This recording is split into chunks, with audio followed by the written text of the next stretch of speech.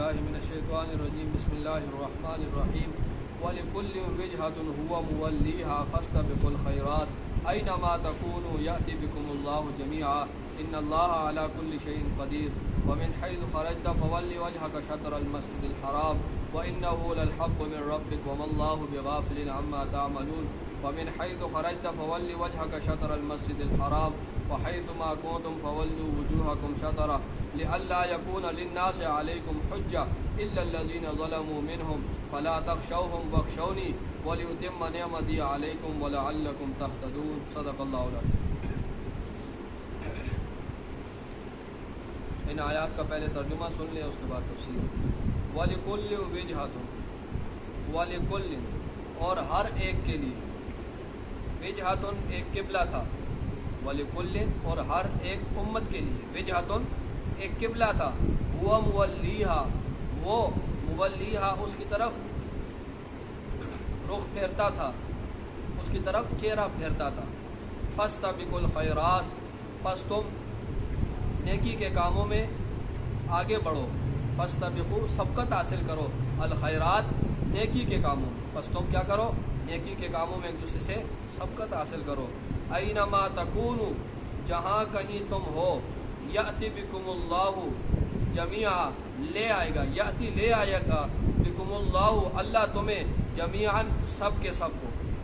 ان اللہ بے شک اللہ تعالیٰ علی کل شیء قدیر ہر چیز پر قادر ہے۔ ٹھیک ہے، دوبارہ سن لیں اس آیت کا ترجمہ۔ فرمایا وَلِكُلٍّ وِجْهَةٌ اور ہر ایک امت کے لیے قبلہ تھا، وجہۃ قبلہ تھا، ہوا مولیہا وہ اس کی طرف منہ پھیرتا تھا۔ فاستبقوا الخیرات پس تم نیکی کے کاموں میں آگے بڑھو، اینما تکونوا جہاں کہیں تم ہو، یأتی بکم اللہ جمیعا لے آئے گا تم سب کو اللہ تعالیٰ۔ ان اللہ علی کل شیء قدیر بے شک اللہ تعالیٰ ہر چیز پر قادر ہے۔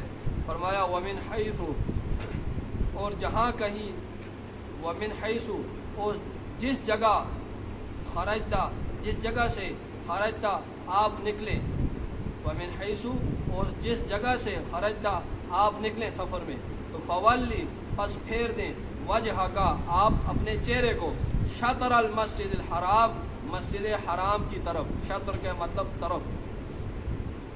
دوبارہ سن لیں، ومن حیث اور جس جگہ سے آپ خرجتا نکلیں سفر میں، فولی پس آپ پھیر دیں، وجہ کا اپنے چہرے کو، شطر المسجد الحرام مسجد حرام کی طرف، وَإِنَّهُ اور بے شک یہ چہرہ پھیرنا مسجد حرام کی طرف، للحق البتہ حق ہے، من ربک تیرے رب کی طرف سے ہے، وَمَا اللَّهُ اور نہیں ہے اللہ تعالیٰ بغافل غافل عما ان کاروائیوں سے، تعملون جو تم کرتے ہو۔ وَمِنْ حَيْثُ اور جہاں کہیں سے، خرجتا آپ نکلیں، وَمِنْ حَيْثُ اور جہاں کہیں سے، خرجتا آپ نکلیں، فولی پس آپ پھیر دیں، وجہ کا اپنے چہرے کو، شطر المسجد الحرام مسجد حرام کی طرف، وحیث ما کنتم اور فرمایا وحیث اے امتیو، یہ امت کو اب خطاب ہے، فرمایا وحیث ما کنتم اور جہاں کہیں تم ہو، اور جہاں کہیں تم ہو، فولو پس تم بھی پھیر دو، وجوہکم اپنے چہروں کو، شطرہ اس مسجد حرام کی طرف۔ پہلے نبی صلی اللہ علیہ وسلم کو خطاب تھا، اب امت کو خطاب ہے۔ فرمایا دوبارہ سن لیں، وحیث ما کنتم اور جہاں کہیں تم ہو، فولو وجوہکم پس تم بھی پھیر دو اپنے چہروں کو، شطرہ اس مسجد حرام کی طرف، لئلا تاکہ نہ ہو، لئلا یکونا تاکہ نہ ہو، للناس لوگوں کے لیے، علیکم تمہارے اوپر، حجتن کوئی الزام۔ ٹھیک ہے، لئلا یکونا تاکہ نہ ہو، للناس لوگوں کے لیے، علیکم تمہارے اوپر، حجتن کوئی الزام، الا الذین سوائے ان لوگوں کے، ظلموا جنہوں نے ظلم کیا، منہم ان میں سے، تو سوائے ان لوگوں کے جنہوں نے ظلم کیا ان میں سے، وہ آپ کو ضرور الزام دیں گے۔ ہاں جو لوگ انصاف والے ہوں گے وہ آپ پر الزام نہیں لگائیں گے۔ فرمایا آج ان لوگوں میں سے بھی جو لوگ ناانصافی ہوں گے تو وہ ضرور وہ پھر بھی آپ پر الزام لگے، تفسیر میں آپ کو سمجھ آ جائے گا۔ فرمایا فلا تخشوہم پس آپ ان سے نہ ڈریں، واخشونی اور مجھ سے ڈریں، فلا تخشوہم، بس آپ ان لوگوں سے نہ ڈریں، واخشونی، اور مجھ سے ڈریں، ولیتم نعمتی علیکم، ولیتم، تاکہ میں پوری کروں، نعمتی، اپنی نعمت کو، علیکم، تمہارے اوپر، ولیتم نعمتی علیکم، تاکہ میں پوری کروں تمہارے اوپر اپنی نعمت کو، ولعلکم تہتدون، اور تاکہ تم ہدایت پا جاؤ، ولعلکم، اور تاکہ تم تہتدون، ہدایت پا جاؤ۔ ٹھیک ہے، یہ اس کا ترجمہ ہوا۔ تفسیر میں مزید ترجمہ اور ہوگا تو آپ کو مزید سمجھ آ جائے گا۔ اب اس کی تفسیر سن لیں۔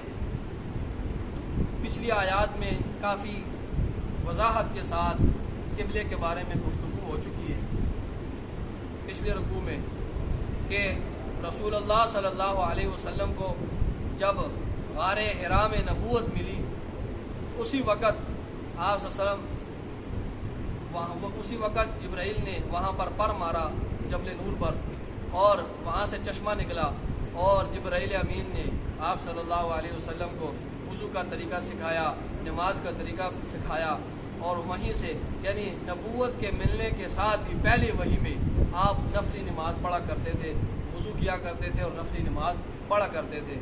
لیکن جب نبوت کا 11واں سال ہوا، جس وقت آپ معراج کے موقع پر تھے، اور آپ پر پھر 5 نمازیں امت پر فرض ہوئی، اور پھر مسلسل آپ نے 3 سال مکہ میں رہ کر جو ہے وہ ان فرض نمازوں کو ادا کیا۔ تو یہ ان 13 سالوں میں، شروع کے 10 سالوں میں تو آپ نفلی نمازیں پڑھتے رہے، 11ویں سال میں معراج کے موقع پر جب 5 نمازیں فرض ہوئی، اس کے بعد 3 سال مسلسل آپ جو ہے مکہ میں کعبے کی طرف رخ کر کے فرض نماز پڑھتے رہے۔ پھر آپ جب مدینہ آئے تو آپ نے 16-17 مہینے بیت المقدس کی طرف رخ، یہ باتیں میں پہلے بیان کر چکا ہوں۔ تو یہ آپ صلی اللہ علیہ وسلم نے اور صحابہ کرام نے جو ہے بیت المقدس کی طرف رخ کر کے نماز پڑھی۔ اس کے بعد دوبارہ کعبہ حکم آیا کہ اب تمہارا جو قبلہ ہے وہ کیا ہو گیا ہے؟ کعبہ ہو گیا۔ یہ بیت المقدس جو ہے، یہ اس کے بارے میں ذرا سن لیں۔ یہ بیت المقدس مسجد حرام کی تعمیر کے بعد، مسجد حرام جو ابراہیم علیہ السلام نے تعمیر کی، اس مسجد حرام کے تعمیر کے 40 سال بعد یعقوب علیہ السلام نے اس بیت المقدس کو بنایا، اور ایک چھپر سا بنایا، وہاں پر نماز پڑھا کرتے تھے۔ آپ کے جو دوست تھے، امتی تھے، جتنے بھی تھے، وہ بھی سارے وہیں پر نماز، چھوٹی سی جگہ بنائی ہوئی تھی، اور اس میں سارے نماز پڑھتے تھے۔ ٹھیک ہے، اس بیت المقدس کو بنانے والے سب سے پہلے کون ہے؟ یعقوب علیہ السلام، جن کا لقب کیا ہے؟ اسرائیل ہے۔ تو انہوں نے یہ چھپر سا ایک کمرہ سا بنایا، اور سارے اس میں نماز پڑھتے تھے۔ پھر اس کے بعد داؤد علیہ السلام نے اس کی مزید توسیع کی، نمازی زیادہ ہو گیا اور مطلب جگہ تنگ تھی، تو مزید توسیع کس نے کی؟ داؤد علیہ السلام نے، یعقوب علیہ السلام کے بعد۔ پھر سلیمان علیہ السلام جو داؤد علیہ السلام کے بیٹے تھے، انہوں نے پھر شاہی طور پر صحیح اس کو وسعت دی، اور صحیح زبردست قسم کا اس بیت المقدس کو بنایا۔ تو اس بیت المقدس کو سب سے پہلے بنانے والے یعقوب علیہ السلام۔ تو آپ صلی اللہ علیہ وسلم جب بیت المقدس کی طرف رخ کر کے نماز پڑھتے تھے تو دلی چاہت کیا تھی کہ میرا کعبہ کون سا، میرا قبلہ کون سا ہو؟ بیت اللہ ہو۔ کیونکہ وجہ یہ تھی کہ آپ کو میں نے یہ بات بتائی تھی کہ عیسائی اور یہودیوں کے بارے میں آپ کو پتہ پکا، اور قرآن میں بتایا تھا کہ یہ لوگ، ان کو حق پتہ ہے لیکن یہ ضد کی وجہ سے ایمان نہیں لائیں گے۔ تو آپ صلی اللہ علیہ وسلم کی چاہت یہ تھی کہ جو مشرکین عرب ہے جہالت کی بنیاد پر شرک کرتے ہیں، تو اگر میں کعبہ میرا قبلہ ہو تو زیادہ امید کی جا سکتی ہے کہ لوگ مسلمان ہو جائیں۔ تو آپ کی یہ دلی چاہت تھی۔ فرمایا وَلِكُلٍّ وِجْهَةٌ، اب آگے سنیں ترجمہ، یہ میں ساتھ آپ کو فرمایا وَلِكُلٍّ وِجْهَةٌ، ہر ایک امت کے لیے ایک قبلہ تھا، ہوا مُوَلِّيهَا، وہ اس کی طرف منہ کر کے منہ پھیرتا تھا، ٹھیک ہے، وہ اس کی طرف منہ کر کے نماز پڑھتا تھا۔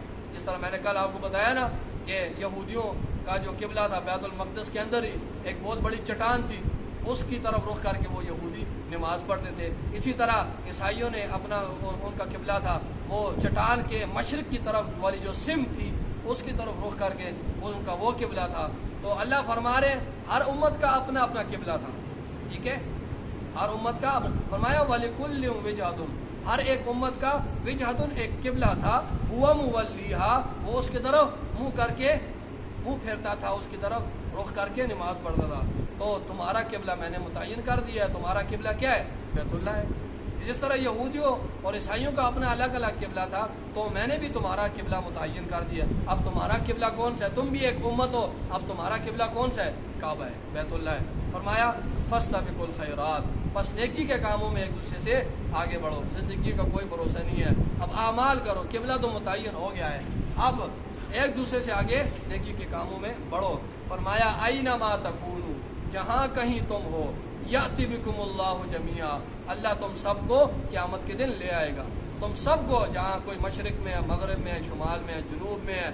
تو یہ مشرکین مکہ اس بات کا انکار کرتے تھے، وہ کہتے تھے ہائی ہاتھ لما توعدون، یہ تو بڑے بہت دور کی بات ہے، یہ جو ہم سے وعدہ کیا جا رہا ہے یہ نہیں ہو سکتا، جب ہم ہٹیا ہو جائیں گے وہ سیدھا، تو کہاں سے کون پیدا کرے گا. تو فرمایا اینما تکونوا، جہاں کہیں تم ہو، یاتی بکم اللہ جمیعا، تم سب کو اللہ رب العزت کل قیامت کے دن اپنی عدالت میں پیش کرے گا. فرمایا ان اللہ علی کل شیء قدیر، اللہ تعالیٰ ہر چیز پر قادر ہے. وہ ایک قطرے سے انسان تمہیں اتنا خوبصورت بنا سکتا ہے تو وہ تمہیں دوبارہ زندہ بھی کر سکتا ہے. فرمایا ومن حیث خرجت فول وجهک شطر المسجد الحرام.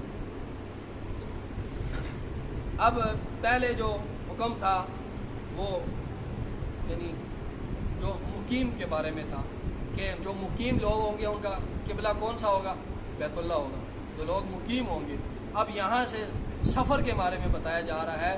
سفر کے بارے میں کہ نبی صلی اللہ علیہ وسلم آپ جہاں کہیں بھی سفر کریں، گھر سے آپ نکل کر جہاں بھی جائیں، آپ کا وہاں سفر میں بھی آپ کا جو قبلہ ہے وہ کون سا ہے؟ بیت اللہ ہے. ابھی تک تو مسئلہ مقیم کا تھا نا، کہ جب آپ مدینہ میں ہیں تو آپ کا قبلہ کون سا ہے؟ بیت اللہ ہے. اب سفر کے بارے میں بتا دیا کہ آپ سفر میں ہو یا مقیم ہو، آپ کا قبلہ ہر صورت میں، آپ جہاں کہیں اب اپنے گھر سے نکل کر سفر میں جہاں کہیں بھی جائیں، آپ نے کس کی طرف رخ کر کے نماز پڑھنی ہے؟ بیت اللہ کی طرف. فرمایا وَمِنْ حَيْثُ خَرَجْتَ، اور آپ جہاں یعنی آپ وَمِنْ حَيْثُ، اور جہاں کہیں بھی خرجت آپ نکلیں سفر کے لیے، جس جگہ بھی آپ نکلیں، فَوَلِّ وَجْهَكَ، بس آپ پھیر دیں وجہک، اپنے چہرے کو، شطر المسجد الحرام، مسجد حرام کی جانب. فرمایا وَإِنَّهُ لَلْحَقُّ مِنْ رَبِّكَ، بے شک یہ بیت اللہ کی طرف رخ کر کے نماز پڑھنا یہ حق ہے، اور من ربک، یہ تیرے رب کی طرف سے ہے. فرمایا وَمَا اللَّهُ بِغَافِلٍ، اور نہیں ہے اللہ تعالیٰ غافل، عَمَّا تَعْمَلُونَ، ان تمام کارروائیوں سے جو تم کر رہے ہو، تم جو بھی کر رہے ہو اللہ تعالیٰ باخبر ہے اس سے. فرمایا وَمِنْ حَيْثُ، یہ دوبارہ اللہ نے پھر فرمایا، یہ وہی بات دوبارہ اللہ ذکر کر رہا ہے. اس کی وجہ یہ ہے نا کہ یہ نسخ کا پہلا مسئلہ ہے. یہ حکم جو ہے نا یہ منسوخ ہوا. اسلام میں بہت سے احکام منسوخ ہوئے نا، جس طرح میں نے پہلے پارے میں بڑی تفصیل کے ساتھ یہ بات کہی کہ اللہ رب العزت نے ایک حکم نازل کیا، پھر کچھ عرصے کے بعد اللہ رب العزت نے اس حکم کو منسوخ کر دیا اور کہہ دیا کہ اب یہ حکم نہیں ہے، اب اس دوسرے حکم پر عمل کرو. یہ ساری تفصیل میں نے پہلے اس بارے میں بیان کر دی. تو یہ نسخ کا پہلا مسئلہ تھا، یہ پہلا حکم تھا جو منسوخ ہوا. اب اللہ رب العزت نے کیا حکم دیا تھا؟ بیت المقدس کی طرف رخ کر کے 16-17 مہینے نماز پڑھی آپ صلی اللہ علیہ وسلم نے صاحب. اب اللہ نے حکم منسوخ کیا، اب کہا دوبارہ بیت اللہ کی طرف رخ کر کے نماز پڑھو. تو یہ پہلا حکم منسوخ ہوا. تو جب بھی کوئی پہلا کام ہوتا ہے نا تو لوگوں کو بڑا عجیب لگتا ہے. معاشرے میں جب پہلا کام ہوتا ہے لوگوں کو کیا بڑا عجیب لگتا ہے، اور لوگ بڑا اس پر اعتراض کرتے ہیں، اور ایک نئی چیز ہوتی ہے، تشویش ہوتا ہے ذہنوں کے درمیان. تو دوبارہ اللہ رب العزت تاکید کے ساتھ فرما دیا، کیونکہ پہلا حکم منسوخ ہوا تھا، پھر بعد میں جب احکام منسوخ ہوتے رہے تو پھر وہ تشویش جاتی رہی لوگوں کے ذہنوں سے. لیکن یہ پہلا حکم تھا، اس لیے اللہ رب العزت دوبارہ ایک تاکید کے ساتھ پھر فرما رہے ہیں وَمِنْ حَيْثُ خَرَجْتَ، اے نبی صلی اللہ علیہ وسلم آپ سفر کے لیے جہاں کہیں بھی جائیں گھر سے نکل کر، فَوَلِّ وَجْهَكَ، بس آپ پھیر دیں اپنے چہرے کو، شطر المسجد الحرام، مسجد حرام کی طرف. اب یہ یہاں سے ایک ذہن میں بات آ رہی تھی کہ یہ جو سارے یہ احکام ہے یہ نبی صلی اللہ علیہ وسلم کے ساتھ خاص ہوں گے. یہ بار بار آپ صلی اللہ علیہ وسلم کو خطاب کر کے کہا جا رہا ہے کہ آپ سفر میں گھر سے جہاں سفر کے لیے نکلے، جہاں پر بھی آپ سفر کریں، گھر سے جب بھی نکلیں تو آپ کس کی طرف؟ بیت اللہ کی طرف رخ کریں. اب ذہن میں یہ بات آ رہی تھی کہ یہ خصوصیت صرف نبی کی ہوگی. بہت سی خصوصیات ہیں نا نبی صلی اللہ علیہ وسلم کی، جس طرح 11 شادیاں آپ صلی اللہ علیہ وسلم نے کی، یہ آپ صلی اللہ علیہ وسلم کی اپنی خصوصیت ہے. بہت سی خصوصیات جو صرف نبی صلی اللہ علیہ وسلم کی تھی امت کے لیے نہیں تھی. تو یہاں سے ذہن میں یہ بات آ رہی تھی کہ ہو سکتا ہے یہ خصوصیت ہو نبی کے لیے کہ سفر میں بھی آپ بیت اللہ کی طرف رخ کر کے نماز پڑھ سکتے ہیں. تو اس بات کو اس ذہن میں یہ جو بات آئی ہے اس کو ختم کرنے کے لیے فرمایا اب امتیوں کو حکم دیا جا رہا ہے کہ یہ خصوصیت نبی کے ساتھ نہیں ہے بلکہ نبی بھی جو سفر کے لیے جہاں گھر سے نکلے گا اور جہاں بھی سفر کرے گا وہ بیت اللہ کی طرف رخ کر کے نماز پڑھے گا. اور اسی طرح جتنے بھی امتی ہیں وہ بھی جب بھی گھر سے نکلیں گے سفر کے لیے تو وہ نماز کے وقت اپنا جو ہے وہ ان کا قبلہ کون سا ہوگا؟ بیت اللہ ہوگا. فرمایا وحیث یہ جمع کا صیغہ ہے وحیث ما کنتم اور جہاں کہیں تم ہو فولو پس پھیر دو وجوہکم اپنے چہروں کو شطرہ اس مسجد حرام کی جانب لئلا یکون للناس علیکم حجہ تاکہ نہ ہو تمہارے اوپر لئلا یکون تاکہ نہ ہو للناس لوگوں کے لیے علیکم تمہارے اوپر حجۃ کوئی الزام. ٹھیک ہے کوئی الزام تمہارے اوپر لوگ قائم نہ کر سکے. میں نے یہ بات پہلے بھی آپ کو بتائی کہ نبی صلی اللہ علیہ وسلم کی ایک صفت یہ تھی پہلے کتابوں میں کہ وہ نبی دو قبلوں والا ہوگا. یہ بات میں نے بار بار بتائی کہ وہ پہلے بیت اللہ کی طرف رخ کر کے نماز پڑھے گا پھر بیت المقدس کی طرف رخ کر کے نماز پڑھے گا اور پھر دوبارہ بیت اللہ کی طرف رخ کر کے نماز پڑھے گا. تو یہ ساری باتیں یہود و نصارہ نے پڑھی ہوئی تھی کہ وہ جو آخری نبی آئے گا وہ دو قبلوں والا ہوگا. ٹھیک ہے تو فرمایا کہ اب جو ہم یہ چینجنگ کر رہے ہیں یہ صرف اس بات کے تاکہ یہود و نصارہ آپ پر الزام نہ لگایا جائے کہ ہم نے تو پہلی کتابوں میں یہ صفات پڑھی تھی کہ وہ جو آخری نبی ہوگا وہ دو قبلوں والا ہوگا وہ دو قبلوں کی طرف رخ کر کے نماز پڑھے گا. تو ان کا تو ایک قبلہ ہے تو اس لیے یہ آخری نبی نہیں ہے تاکہ یہ لوگ آپ پر یہ والا الزام نہ لگا سکے. اور دوسرا مشرکین عرب بھی آپ پر الزام نہ لگا سکیں کیونکہ مشرکین عرب اپنے آپ کو ملت ابراہیمی کا کہتے تھے نا اور قبلے کا بہت احترام کرتے تھے. تو وہ آپ پر یہ الزام نہ لگائیں کہ اگر آپ ملت ابراہیمی کی پیروی کرنے والے ہیں تو آپ کا قبلہ بیت اللہ ہونا چاہیے نا. اگر آپ یہ دعویٰ کرتے ہیں کہ میں ملت ابراہیمی پر ہوں تو پھر آپ کا قبلہ کون سا ہونا چاہیے؟ بیت اللہ. تاکہ یہ مشرکین عرب جو ہے یہ بھی آپ پر الزام نہ لگا سکیں اور تاکہ یہ یہود و نصارہ بھی آپ پر الزام نہ لگا سکیں. اس وجہ سے یہ سارا کام ہم نے کیا. فرمایا لئلا یکون للناس دوبارہ تاکہ نہ ہو لوگوں کو علیکم تمہارے اوپر حجت کوئی الزام الا الذین ظلموا سوائے ان لوگوں کے ظلم جنہوں نے ظلم کیا منہم ان میں سے. جو ناانصافی لوگ ہوں جو انصاف والا ہوگا وہ تو بات کو سمجھ جائے گا اور جو ناانصافی ہوں گے انہوں نے تو ماننی نہیں ہے وہ اسی طرح ضد اور ہر درمی میں رہیں گے اور وہ آپ پر اسی طرح الزامات لگاتے رہیں گے. دیکھو قرآن نے واضح کہہ دیا کہ دیکھیں عیسیٰ علیہ الصلوۃ والسلام سچے نبی ہیں سب ہیں لیکن یہودی پھر بھی نہیں مانتے اور حتیٰ کہ وہ آپ کو نعوذ باللہ ولد الزنا کہتے ہیں لیکن وہ ناانصاف ہے. فرمایا ان لوگوں نے تو عیسیٰ علیہ الصلوۃ والسلام کو نہیں چھوڑا حالانکہ قرآن نے واضح بات بتائی ہے لیکن جو لوگ ناانصاف ہیں انہوں نے ماننا نہیں ہے. فرمایا فلا تخشوهم اے نبی صلی اللہ علیہ وسلم اور اے امتیو فلا تخشوهم پس آپ ان لوگوں سے نہ ڈریں وخشونی مجھ سے ڈریں. ٹھیک ہے آپ ان لوگوں سے نہ ڈریں وہ جو بھی الزام لگاتے ہیں. فرمایا مجھ سے ڈریں وَلِأُتِمَّ نِعْمَتِي عَلَيْكُمْ اور تاکہ میں اپنی نعمت تمہارے اوپر پوری کروں. ٹھیک ہے میں نے تمہیں سب سے بہترین نبی دیا آخری نبی دیا اور میں نے تمہیں سب سے بہترین کتاب دی. اب میں چاہتا ہوں کہ تمہیں سب سے بہترین قبلہ عطا کروں. ٹھیک ہے وَلِأُتِمَّ نِعْمَتِي عَلَيْكُمْ تاکہ میں پورا کروں نعمتی اپنی نعمت کو تمہارے اوپر. اور میں نے سب سے بڑا احسان تمہارے اوپر یہ کیا کہ اس نبی کی امت میں تمہیں پیدا کیا. عیسیٰ علیہ الصلوۃ والسلام نے اللہ رب العزت سے دعا کی تھی اے اللہ کہ مجھے اس امت کا فرد بنا. یہ دعا کی تھی عیسیٰ علیہ الصلوۃ والسلام. ٹھیک ہے تو ہم نے تو پھر مانگے ہمیں اللہ رب العزت نے اس امت میں رسول اللہ صلی اللہ علیہ وسلم کی امت میں پیدا کر دیا. تو فرمایا تمہارے اوپر یہ میں اپنی نعمت کو پورا کروں. میں نے سب سے بہترین نبی تمہیں دیا اور تمہیں آپ صلی اللہ علیہ وسلم کی امت میں تمہیں پیدا کیا اور بہترین کتاب تمہیں دی. اب میرا دل کرتا ہے کہ میں تمہیں بہترین قبلہ دوں. وہ کیا ہے؟ بیت اللہ ہے. فرمایا وَلِأُتِمَّ نِعْمَتِي عَلَيْكُمْ تاکہ میں پوری کروں اپنی نعمت تمہارے اوپر وَلَعَلَّكُمْ تَهْتَدُونَ اور تاکہ تم ہدایت پا جاؤ ہدایت حاصل کر لو. اللہ تعالیٰ ہم سب کو قرآن